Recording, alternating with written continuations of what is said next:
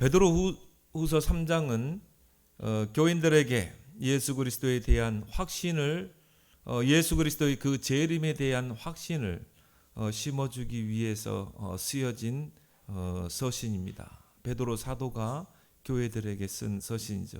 그래서 오늘 1절 2절에 사랑하는 자들아 내가 이제 둘째 편지를 너에게 쓰노니, 바로 베드로 후서죠. 이 두 편지, 바로 베드로전서와 베드로후서로 너희의 진실한 마음을 일깨워 생각나게 하여 곧 거룩한 선지자들이 예언한 말씀과 주 되신 그리스도께서 너희의 사도들로 말미암아 명하신 것을 기억하게 하려 하노라. 바로 이 마지막 때의 그런 종말과 또 예수 그리스도의 재림에 대한 그런 약속을 말하는 것이죠. 그래서 당시 이 초대교회는 그 교회 안에 거짓 선지자들 또 거짓 선생들이 침투해서 이런 종말, 마지막 때에 일어날 종말과 또 예수 그리스도의 이 재림을 부인하면서 교인들을 이 거짓된 걸로 미혹을 하였습니다. 그래서 이 거짓 선지자들은 봐라, 지금 세상이 그대로 있지 않냐, 무슨 종말에 이런 심판이 오고 또 이런 예수님이 재림한다는 거냐, 그러면서 그 재림을, 종말과 재림을 부인하기도 하고, 또 어떤 거짓 선지자들은 야, 예수님의 재림 아직 멀었어, 당장 멀었어, 그렇게 하면서 교인들을 이런 재림의 신앙을 회의하도록 그렇게 교인들을 미혹한 것입니다. 그래서 오늘 3절 5절에 보니까 말세, 먼저 이것을 할지니 말세 조롱하던 자들이, 그렇죠? 조롱하는 자들이 와서 자기의 종용을 따라 행하며 조롱하여 주께서 강림하신다는 약속이 어디 있느냐? 예수님의 재림은 없다. 이 땅과 하늘이 불의 심판을 받는다고 하는데 그게 어디 있느냐? 그러면서 성경을요 왜곡을 하고, 그리고 자의적으로 해석을 하고, 그러면서 교인들을 미혹을 하고, 그러면서 재림의 신앙으로 깨어 있어야 할 성도들이 정말 이 해이한 신앙으로 마치 노아 시대 때처럼 그렇게 방탕의 삶을 살도록 미혹을 했던 것입니다. 그러면서 오늘 16절에 그렇게 나오죠. 자기들의 주장을 합당화시키기 위해서 18절 하반절에 다른 성경과 같이 그것도 억지로 풀다가 스스로 멸망함에 이르니라. 자기들의 주장을 강조하기 위해서 성경을 왜곡시키고 변질시켰던 것입니다. 그러면서 오늘 6절에 이로 말미암아 그때 세상은 물의 넘침으로 말미암아 멸망하였으되, 뭘 말합니까? 노아 시대 홍수 심판을 말하죠. 그래서 노아 시대 때는 물로 세상을 심판했어요. 죄악 세상을 심판한 것입니다. 그러나 이제 마지막 때에는 17절에 보니까 불과 땅은 그 동일한, 하늘과 땅은 그 동일한 말씀으로 불사르기 위하여 보호하신 바 돼요. 이제 마지막 때는 불로 세상을 하나님이 심판하신다는 것입니다. 그런 부분들이 이제 베드로후서 3장에 이렇게 간간히 나오죠. 하늘이 큰 소리로 떠나가고 물질이 뜨거운 불에 풀어지고 땅과 그 중에 있는 모든 것이 드러나리라. 12절에도 보니까 그날에 하늘이 불에 타서 풀어지고 물질이 뜨거운 불에 녹아지려니와. 그래서 많은 이 과학자, 창조 과학자들은 이 마지막 때에 아마 우주가 불탈 것이다. 그리고 이제 이 지구는 그런 뭡니까, 운석들이 떨어지고 그러면서 지구는 이제 멸망의 길을 가게 될 것이다. 그렇게 예상을 하게 됩니다. 하늘이 풀어진다고 그래요. 하늘이 이 종이 조각처럼 풀어지고, 지금은 이제 우주의 모든 행성들이 질서 있게 이 조화를 이루고 있지만, 그때 되면 이 우주에 이제 이런 하늘에 이런 별들이 풀어지고 그리고 떠나가고 이런 일들이 일어날 것을 오늘 베드로 사도는 기록하고 있는 것입니다. 뭐 그거야 이제 성경에서 말씀하고 있지만, 중요한 거는 반드시 심판의 날이 온다는 거.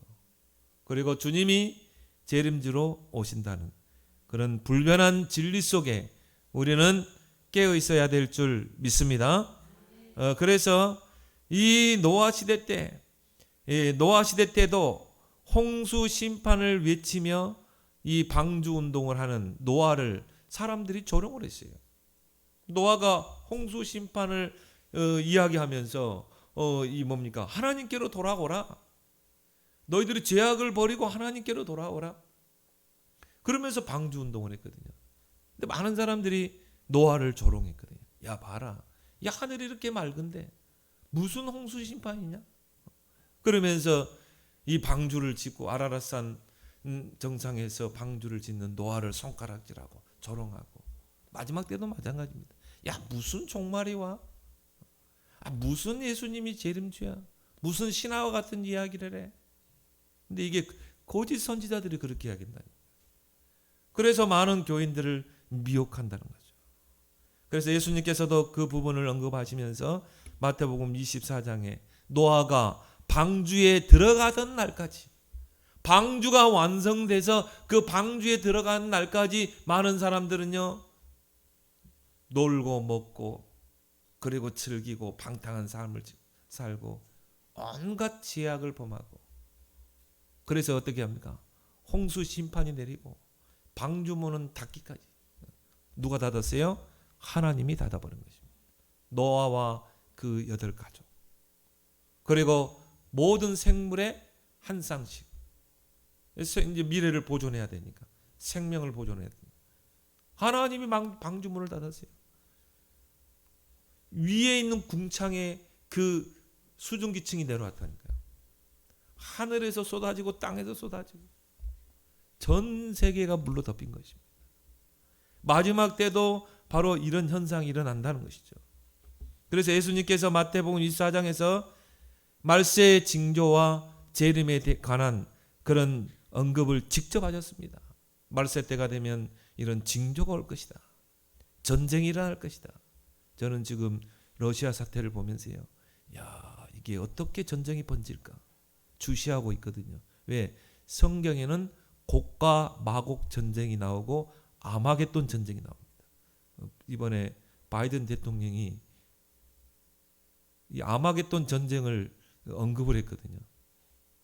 저 푸틴을 통해서 앞으로 중동으로 이 전쟁이 번지고 성경에 예언된 아마겟돈 전쟁까지 번지지 않겠는가, 이런 언급을 했어요. 그래서 언론에서는 바이든 대통령이 너무 나간 거 아니냐 이렇게 이야기하지만요, 우리 주시해서 봐야 됩니다. 이 전쟁이 결국 우크라이나와 러시아의 전쟁으로 끝나지 않을 것 같습니다. 벌써 시리아와 이란이 지금 전쟁이 터지고 있거든요. 그러면 가장 러시아와 푸틴과 가까운 이 시리아와 이란 아니겠습니까? 아마겟돈은 지금으로 말하면 그 이란 땅이거든요. 그 지역이거든요. 무기토 전쟁이라 무기토라고 그러죠. 문하세, 그렇죠. 그래서 아마 성경에 예언된 부분이기 때문에 우리는 주시해서 볼 필요 있습니다. 중요한 것은 예수님이 말세에 이런 전쟁이 일어날 것이다. 난리의 소문이 일어날 것이다. 기근이 될 것이다. 처처에서 지진이 일어날 것이다. 우리나라도 지진 안전지대가 아닙니다. 그리고 곳곳 재난이 일어날 것이다. 또 말세 현상이 뭡니까? 적그리스도가 일어날 것이다. 거짓 선지자들이 일어나서 많은 교인들을 미혹하게 될 것이다. 그래서 깨어 있어야 된다. 제가 구글 검색창에 계시록 19장에 보면 예수님이 재림과 함께 어린 양의 혼인잔치에 우리가 참여한다고 했거든요. 그 어린 양의 혼인잔치에 성도들이 함께 참여하게 된다. 그래서 어린 양의 혼인잔치를 검색을 쳐봤거든요. 그런데요, 그 해석들을 보니까 다 신천지야. 이단들은 그걸 가지고는 뭡니까? 자기들만 어린 양의 혼인잔치에 간다고 그러잖아요. 자기들만 구원받는다 하잖아요. 제대로 기독교인들이 해석해 놓은 게 없어요. 기독교인들의 해석은 뒤로 다 밀려버렸어. 다 신천지들이 다 해석해 놨잖아요. 그 말은 뭡니까? 그만큼 교회들이, 그만큼 목회자들이 이 예수님의 재림에 대해서 언급을 안 하고 있다는 것입니다. 저는 그걸 보면서 야, 그럼 많은 사람들이 신천지에 그걸 볼 거 아니냐 검색창에서. 자, 큰일 났다. 마태복음 24장 30절에 인자가 구름을 타고 능력과 큰 영광으로 오는 것을 너희가 보리라. 예수님께서 재림주로 이 땅에 오신다는 것입니다. 예수님이 직접 언급하셨어요.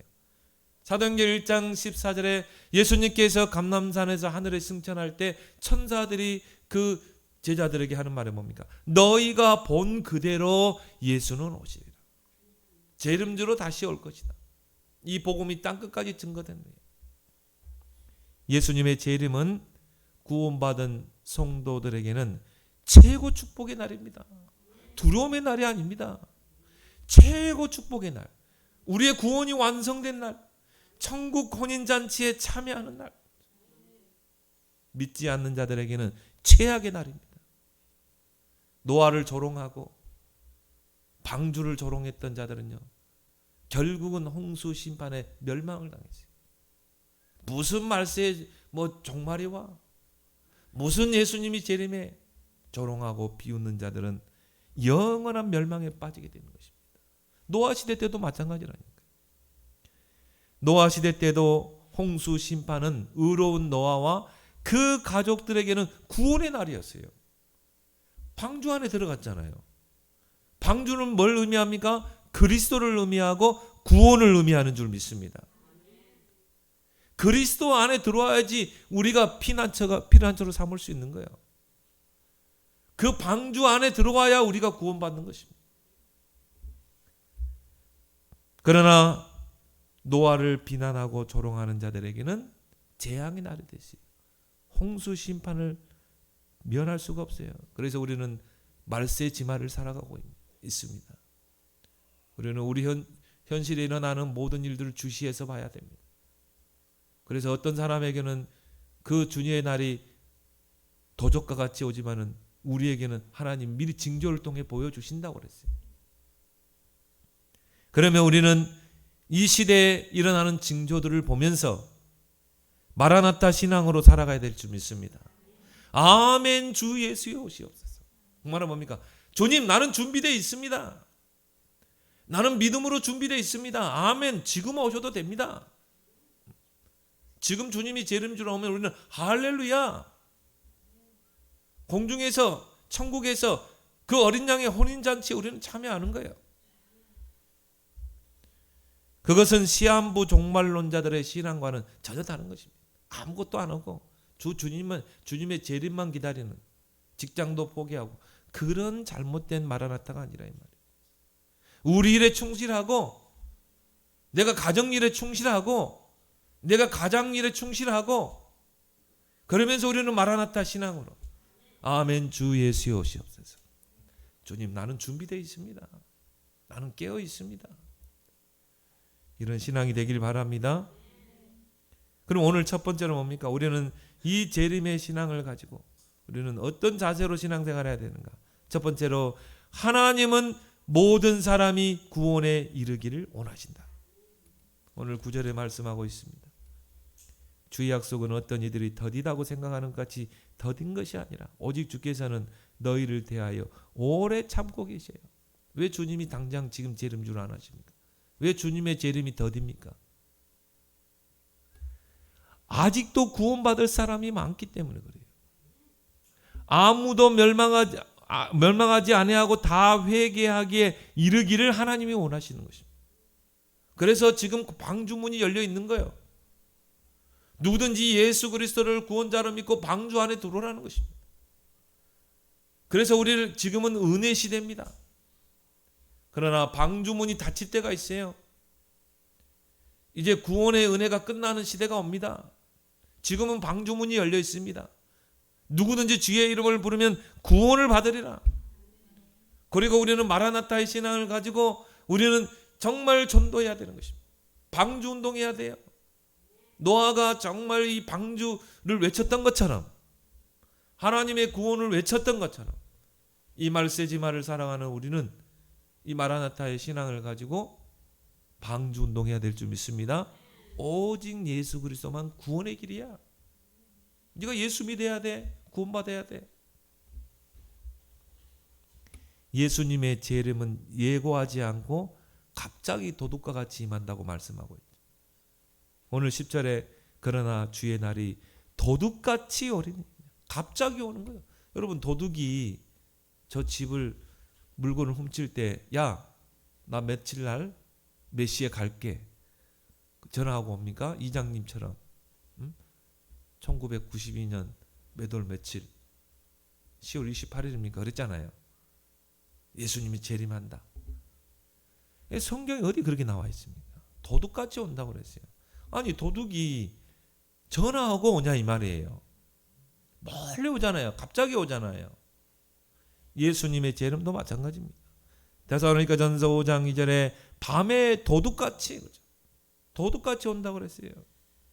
마태복음 24장에 보니까 두 사람이 밭을 갈매, 한 사람은 밭을 갈다가 혼인잔치에 참여하고 한 사람은 그냥 땅에 남고, 두 사람이 맷돌을 돌리는데 한 사람은 맷돌 돌리다가 하늘에서 혼인잔치에 참여하고 한 사람은 이 땅에 남고 이 땅에서 심판을 받게 되고, 홍수 심판처럼 갑자기 예고하지 않고 오시는 것입니다. 그런데 오늘 디모데전서 2장 4절에 보면요, 하나님은 모든 사람이 구원을 받으며 진리를 아는 데 이르기를 원하시느니라. 하나님은 모든 사람이 다 구원의 방주에 들어오기를 원하시는 것입니다. 그래서 하나님이 세상을 이처럼 사랑하사 독생자를 주셨으니 이는 저를 믿는 자마다 멸망치 않고, 하나님은 이 사람들이 홍수 심판에 또 이 멸망 가운데 빠지기는 원하지 않습니다. 영생을 얻게 하려 하십니다. 이단들의 말처럼 우리만 구원받고 14만 4천 명만 구원받고, 그게 아니라 이 말이에요. 그래가지고는 여호와 증인들과 이단들이 14만 4천 명이 넘어섰거든요. 그러니까 또 다르게 해석하죠. 꼭 14만 4천 명만 구원받습니까? 그런 논리가 어디 있습니까? 누구든지 주의 이름을 부르는 자는 구원을 받으리라. 하나님은 모든 사람이 구원을 받으며 진리에 이르기를 원하느니라. 그러면서 예수님께서 요한복음 6장 39절에 중요한 말씀하셨어요. 나를 보내신 이의 뜻은 내게 주신 자 중에 내가 하나도 잃어버리지 아니하고 마지막 날에 다시 살리는 이것이니라. 하나님 뜻이 뭐라고요? 내게 주신 자 있어요.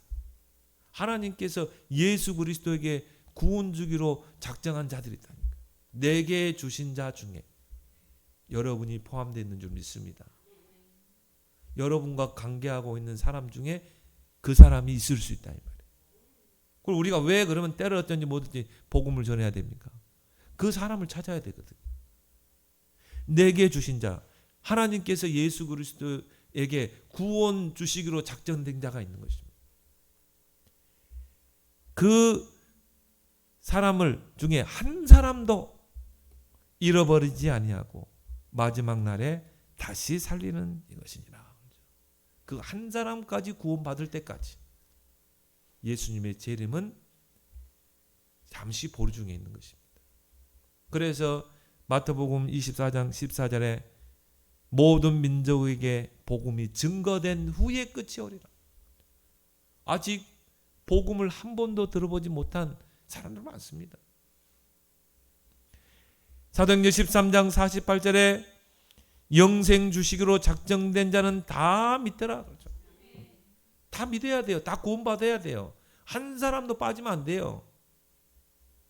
하나님이 택하시고 구원 주시기로 작정된 자 마지막 한 사람까지 하나님이 구원하시고 이 땅에 재림주로 오시는 것입니다. 근데 그 마지막 한 사람이 내가 알고 있는 사람일 수도 있고, 그 마지막 한 사람이 우리 불신 남편일 수도 있고, 그래서 우리는 기도해야 되는 거예요. 우리는 주님 오실 때까지 영적 싸움을 싸우며 기도해야 돼. 그 한 사람이 우리 어머니일 수도 있고, 불신 어머니. 여러분, 아직도 복음이 안 들어간 나라 많습니다. 아직도 복음을 접해보지 못한 종족들이 많습니다. 복음을 한 번도 들어보지 못한 사람들이 많다 이 말이에요. 그래서 우리는 237 나라를 품어야 되는 것입니다. 그래서 우리는 5천 종족을 품어야 되는 것입니다.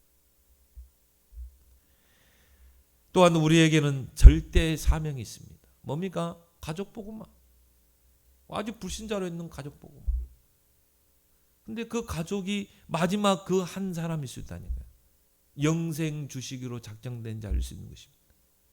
그럼 우리가 어떻게 해야 돼요? 강한 자를 결박해야 되겠죠. 때를 얻든지 뭐든지 복음 전해야 되겠죠. 주 예수를 믿으라 그러면 너와 내 집이 구원을 받으리라. 어떻게 해서라도 구원의 방주 속에 들어오도록 해야 돼요. 그 누가복음 16장에 보면 부자와 나사로가 나오죠.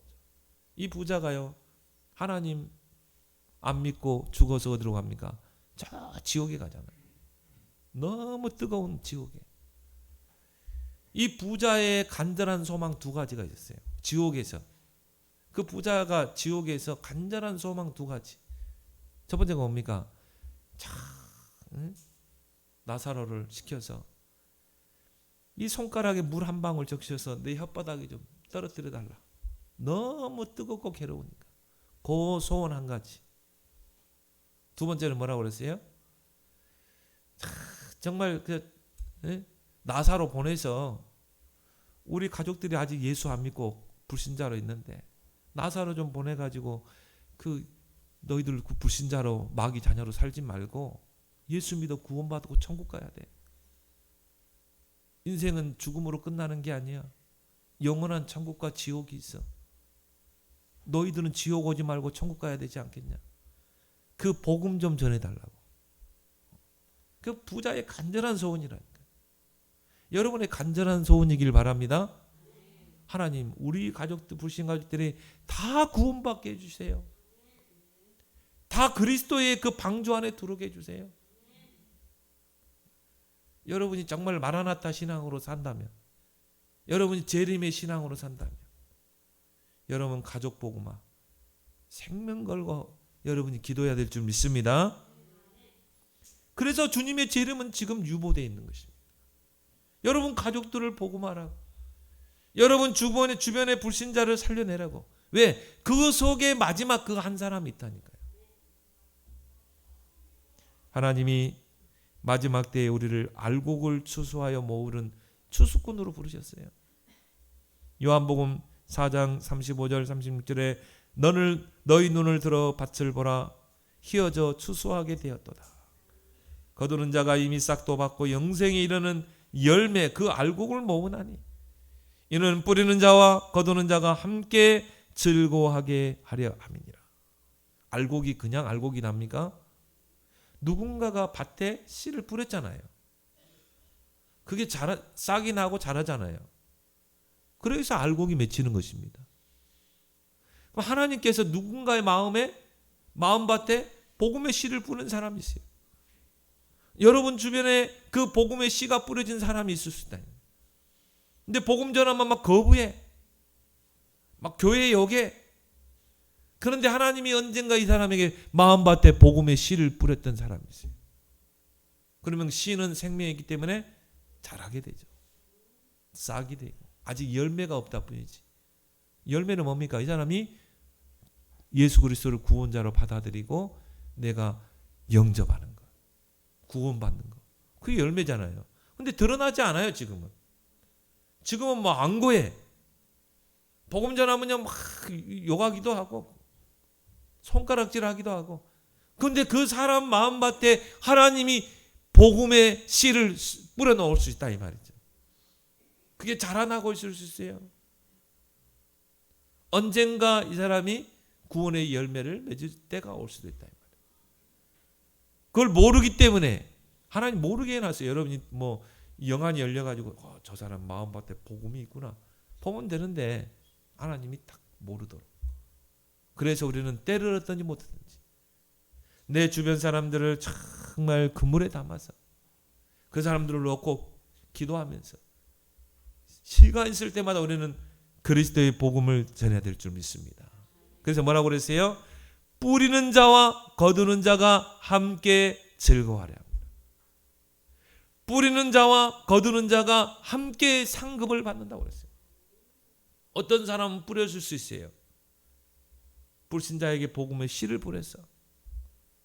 그러면 여러분은 거뒀어. 복음을 영접을 해. 구원받았어. 함께 즐거워하고 함께 상급을 받는 줄 믿습니다. 그래서 우리가 새 절기를 이야기하잖아요. 새 절기는 뭘 말합니까? 너희는 구원받은 거야. 구원받은 너를 하나님이 인도하고 계셔. 이제 창고에 들어가는 거야. 이게 추수감사절이에요. 이제 11월 달에 추수감사절이죠. 추수감사절의 의미가 뭡니까? 천국입니다. 구원의 완성, 이제 천국의 곳간에 들어가는 거예요. 그래서 가을에 추수를 해서 쭉정이는 버리고, 그죠? 쭉정이까지 창고에 들일 필요 없잖아요. 쭉정이는 그거는 모아서 불살라야 돼. 불쏘시개로 쓰고, 알곡은 모아서 어디로 넣어요? 창고에 넣는 것입니다. 창고에 저장해 놓고, 그래서 수장절이라고 그러죠. 그리고 초막에 가서 하나님께 드리는 절기 아니겠습니까? 마지막 때 하나님이 저와 여러분들을 추수꾼으로 불러서 이제 알곡을 모으고 있는 것입니다. 그래서 천국 창고에 이제 저장을 해야 돼요. 그 일에 저와 여러분들을 부른 줄 믿습니다. 영혼을 추수하는 전도자로 저와 여러분들을 부르다니 얼마나 감사합니까, 여러분. 그래서 요한복음 4장에 보니까 이미 싹도 받았다고 그랬어요. 거두는 자가 이미 싹도 받았고 영생에 이르는 열매를 모나. 하나님이 여러분을 추수꾼으로 일꾼으로 불렀는데 이미 싹을 계산하고 부르잖아요. 그죠? 내가 예를 들어서 우리 밭에 곡식을 추수하는데 일꾼들을 부를 때 일당 얼마? 그 싹을 이렇게 제시하고 부르잖아요. 하나님이 저와 여러분들을 이 마지막 시대에 추수하는 일꾼으로 전도자로 불렀는데 그냥 불렀겠어요? 이미 싹을 주신 줄 믿습니다. 그 보장이 뭡니까? 너희는 먼저 그 나라와 그를 구하라. 그러면 이 모든 것을 너에게 다 하시라. 전도자는 이 땅에서 100배로 내세 영생 얻지 못할 자가 없느니라. 여러분 진짜 전도자로 살세요. 여러분 진짜 나는 전도자로 살겠다 결단해 보세요. 여러분 그 추수꾼의 그 축복을 하나님이 계산하실 줄 믿습니다. 그래서 누가복음 15장에 그 간절함을 달라고 기도해야 돼요. 누가복음 5장에 세 가지 비유 나오죠. 잃어버린 한 마리의 양, 잃어버린 드라크마, 잃어버린 아들. 한 마리의 양을 찾기 위해서 막 산을 헤매잖아요.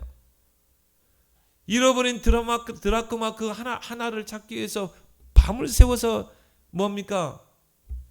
방을 뒤지잖아요. 거기 보면 한 마리의 양, 하나의 드라크마, 한 아들, 큰 아들. 하나님의 심정입니다.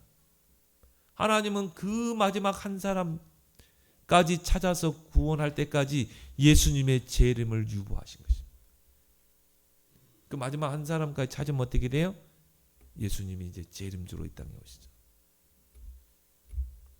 두 번째로 주의 날을 간절히 사모하라. 오늘 12절에 하나님의 날이 임하기를 바라보고 간절히 사모하라고 그랬어요. 우리는 잘못된 재림관을 경계해야 됩니다. 특히 시한부 종말론자, 직장도 사직하고 학생이 학교를 휴학하고 오직 재림에만 매달리는 거. 그런 잘못된 종말론자를 우리는 경계해야 돼요. 그래서 사회를 무리를 일으키고 성도는 이 땅에서 내게 맡겨진 일들이 있습니다. 우리는 그걸 충실히 해야 돼요. 직장에서 정말 열심히 일해야 돼요. 학생은 미래를 놓고 열심히 공부해야 돼요. 가정에서는 정말 주부로서 자녀들을 잘 교육시켜야 돼요. 키워야 돼요. 그러면서 우리는 주의 날을 기다려야 될 줄 믿습니다. 주의 날을 사모하고 그 날을 기다려야 돼요. 그래서 스피노자가 그런 말했죠. 내일 지구가 멸망한다 할지라도 나는 사과나무 한 그루를 심겠다고, 키우겠다. 내일 주님이 종말이 오고 내일 주님이 오신다 할지라도 우리는 내가 맡은 일에 충실해야 될 줄 믿습니다. 그러면서 우리는 주의 재림을, 주의 날을 간절히 사모해야 되겠죠. 성경은 주님이 재림주로 오실 때 천국 어린 양의 혼인잔치가 베풀어진다고 그랬어요. 혼인잔치는 어떤 겁니까? 신랑과 신부가 만나는 거 아니겠습니까? 그렇죠? 어느 결혼식장에서 혼인식을 한다. 그럼 어떻게 합니까? 신랑과 신부가 만나는 거 아닙니까? 주례자 앞에 서는 거 아닙니까? 마지막 날 주님이 재림주로 오실 때 주님은 우리의 신랑이 되시고 구원받은 성도는 뭐가 돼요? 신부가 되는 것입니다. 그렇게 해서 이제 천국의 그 어린 양의 혼인잔치에 저와 여러분들이 참여하게 되는 것입니다. 얼마나 설렙니까? 우리 여기 이 아줌마들 계시잖아요. 여러분 결혼할 때 생각해 보세요. 뭐 결혼식장에 갈 때 얼마나 설렙니까? 그리고 이제 뭐 언제 결혼식 한다 그러면 뭐 여자들이 더 많이 설렐 것 같아요. 아마 최고 축복된 날이 아닙니까? 그래서 막 이제 뭐 마사지도 안 하던 마사지도 하고 머리도 막 드라이기로 하고 고데기로 하고 한번 지금까지 한 번도 입어보지 않은 드레스를 한번 입고 얼굴도 화장을 하고 왜? 결혼식장에 가야 되거든. 아마 신부가 제일 많이 설렐 거예요. 신랑도 설레지만 이제 주님이 재림주로 오실 때 우리는 그 혼인잔치에 가는 신부인 것입니다. 얼마나 설레겠어요. 그의 날이.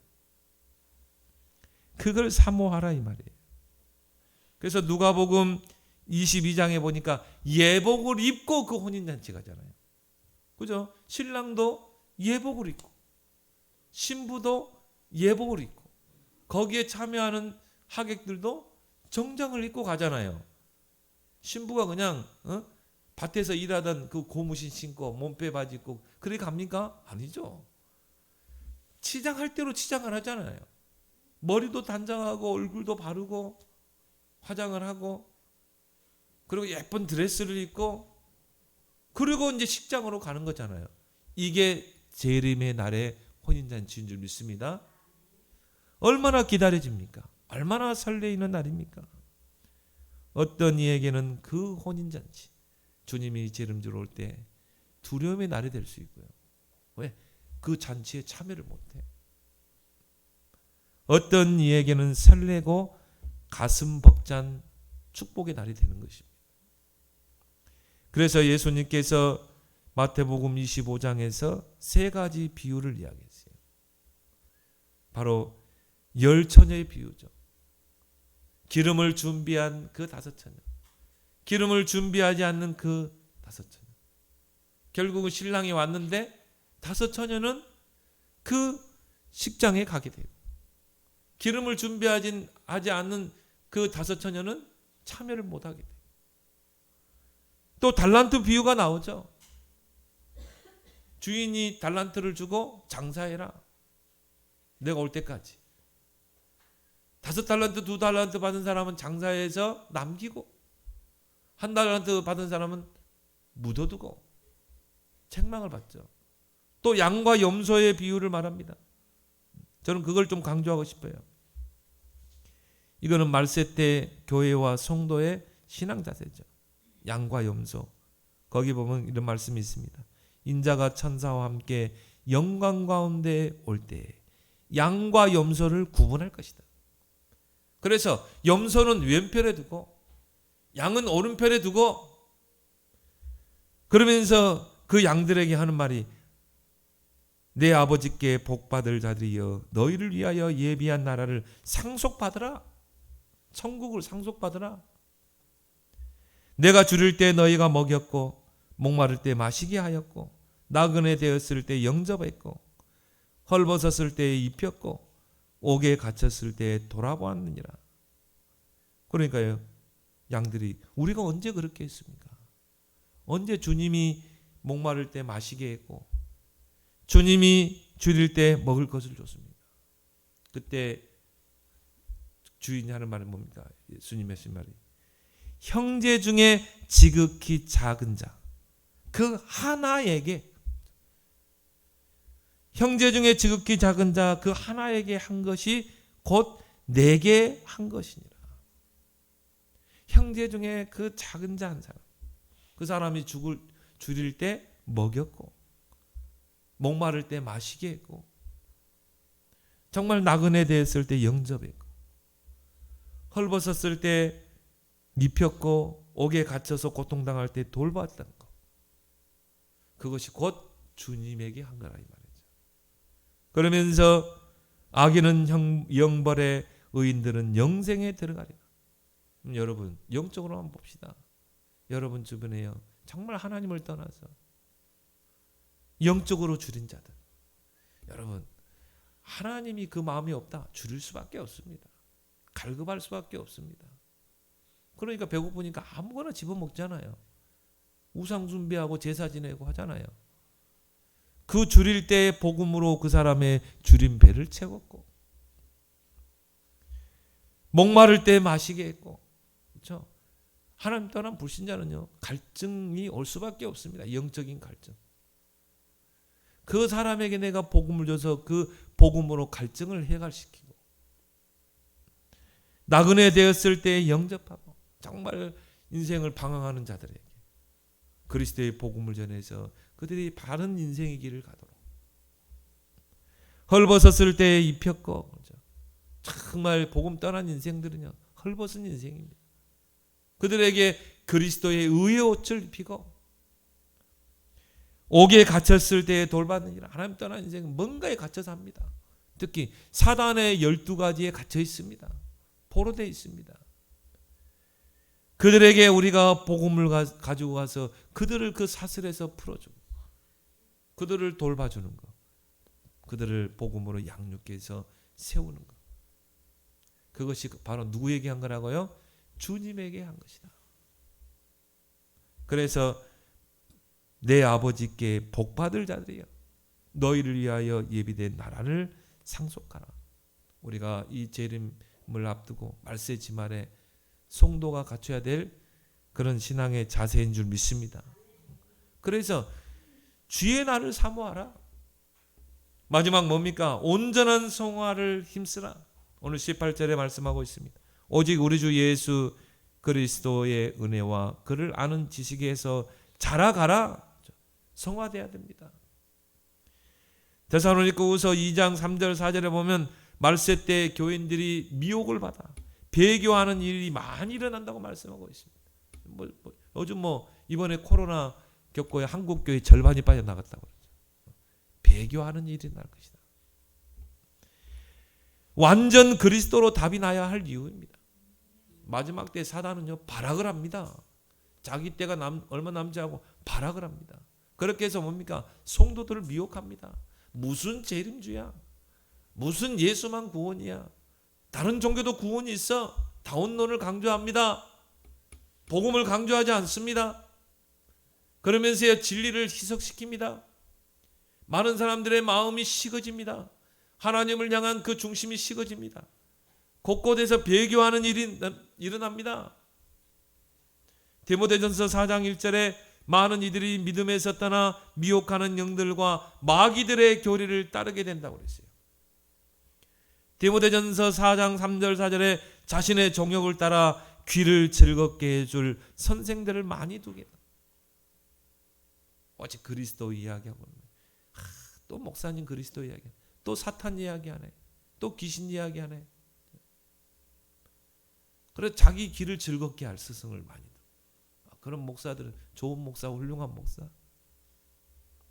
그게 말세의 현상입니다. 절대 복음 못 듣게 합니다. 절대 복음 뿌리 못 내리게 합니다. 마태복음 24장 12절에 불법이 성함으로 많은 사람의 사랑이 식어가리라. 하나님을 향한 그 사랑이 식어가요. 구원의 그 은혜가 식어가요. 그래서 차든지 뜨겁든지 하라. 미지근한 신앙. 말세의 신앙입니다. 우리 목사님들 세계에서도 그런 이야기다. 기도가 안 된대. 기도가. 옛날에 얼마 우리가 새벽기도, 절하기도, 금식기도, 기도가 잘. 평신도들은 어떻겠는가? 평신도들이 기도가 안 된다. 큰일 난 거죠. 여러분 하나님을 바라보는 시간을 꼭 갖길 바랍니다. 여러분이 사는 길이라니까. 구원에 대한 뜨거운 가슴과 열망이 없다. 그 큰일 난 신앙입니다.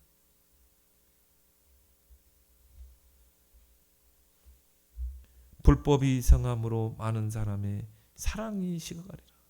여러분 누가 교회 요구하면요, 여러분은요 참 그 기도하세요. 같이 요구하지 말고. 우리도 모르게 그럼 교회에 대한 욕들을 많이 들으면요, 우리 마음이 식어집니다. 목사가 저버렸네. 그런 말을 식으면요, 우리 믿음, 있던 믿음까지 다 떨어져요. 그런 말할 때는 길을 닫길 바랍니다. 우리는 어떻게 해서라도 그 복음의 은혜 속에 들어가야 된다니까. 그리스도 예수 안에 있는 은혜 속에서 강하라. 강해져야 됩니다. 그래서 주 앞에서 점도 없고, 오늘 14절에 말하고 있죠. 14절에 보니까 주 앞에서 점도 없고 흠도 없이 평강 가운데서 나타나기를 힘쓰라. 구약의 그 제물을 드릴 때 그 제물을 부정하고 흠이 있고 점이 있는 그 짐승은 하나님께 희생제물로 드릴 수가 없었어요. 그래서 희생제물을 드릴 때 제사장이 그 털 하나하나를 불어가지고요, 흠이 없는지 점이 없는지, 그래서 깨끗한 짐승을 하나님께 희생제물로 드렸어요. 우리는 로마서 12장 1절에 우리 자신을 거룩한 산 제물로 날마다 드려야 됩니다. 흠이 없고 점이 없는 그런 제물로 우리 자신을 드려야 돼요. 그럼 어떻게 해야 됩니까? 그리스도를 아는 지식에서 자라가라. 우리의 신앙이 영적으로 성장해야 돼요. 그게 말세를 이기는 신앙인 줄 믿습니다. 그리스도를 아는 지식이 최고 최상의 지식이야. 저는 그래 봅니다. 그리스도 아니고는 신앙 성장이 안 된다. 여러분 교회 오래 다닌다고 신앙이 성장되던가요? 그렇지 않습니다. 여러분이 그리스도를 복음을 듣고 또 깨달아지고 더 깊이 풍성히 그 넓이 길이 높이 깊이의 풍성함을 알면 알수록 우리의 신앙은 성장되게 돼 있어요. 그렇죠? 신앙생활 열심히 한다고 그게 신앙이 성장됩니까? 그렇지 않습니다. 그래서 바울은 그리스도를 아는 지식이 최고의 지식, 최상의 지식이라고 그랬어요. 이게 확인돼야 된다 이 말이에요. 야, 그래, 예수는 정말 그리스도구나. 내 인생 모든 문제 해결자구나. 확인돼야 돼요. 발견돼야 돼요. 체험돼야 돼요. 이 사단을 이길 수 있는 그 최고의 지식, 모든 저주, 재앙, 영적 문제를 이기는 최고의 지식이 예수 그리스도입니다. 그래서 베드로는요, 예수 그리스도의 은혜와 그를 아는 지식에서 자라가라 그러죠. 그 말은 뭘 말합니까? 오직 예수 그리스도의 복음이 아니고는 신앙 성장이 안 되게 돼 있어요. 여러분이 예수 그리스도의 이 복음이 풍성하게 알아가고 그 그리스도 안에서 날마다 영적 싸움에서 승리하고 그 예수 그리스도의 이름의 열쇠를 사용하고 그 속에서 기도 응답을 누리고, 그렇게 되면, 그렇게 영적 성장이 되면 어떻게 됩니까? 어느 날 알게 됩니다. 어느 날 흑암이 꺾여 있는 것을 보게 돼요. 어느 날 영적 문제가 무너져 있는 것을 보게 됩니다. 어느 날 나도 모르게 내가 반석신앙으로 세워져 있는 것을 알게 돼요. 그래서 문제도 흔들리지 않습니다. 반석이 흔들립니까? 흔들리지 않죠. 남편이 속썩입니까? 나는 흔들리지 않아. 내 주변의 환경이 어렵습니까? 흔들리지 않아. 반석이 신앙이기 때문에. 반석은요, 흔들리지 않는 거예요. 왜 그렇습니까? 그리스도의 그 반석 위에 내 신앙의 기초가 세워져요. 흔들리지 않습니다. 그런 온전한 성화를 이루는, 그리스도 안에서 온전한 성화를 이루는 여러분 되길 바랍니다. 여러분의 신앙이 세워져야 여러분이 다른 사람을 세울 수 있는 여유가 생깁니다. 내가 세워지지 않는데 어떻게 다른 사람을 세웁니까?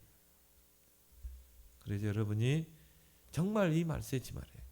이런 재림의 신앙으로 깨어있는 여러분이 되길 바랍니다. 하나님 아버지 은혜를 감사합니다.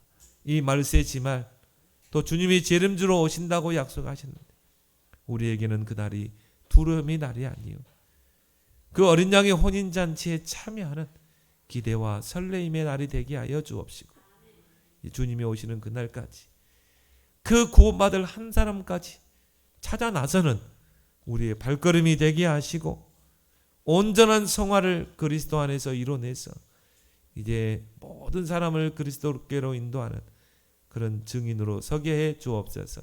예수님의 이름으로 기도드리옵나이다. 아멘.